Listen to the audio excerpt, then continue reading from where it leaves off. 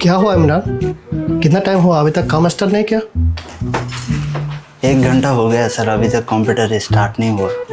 CPU जो खोला है उसको लगाओ, बाद में देखते हैं बाकी। प्लग ही नहीं लगाया तो पीसी कैसे ऑन होगा?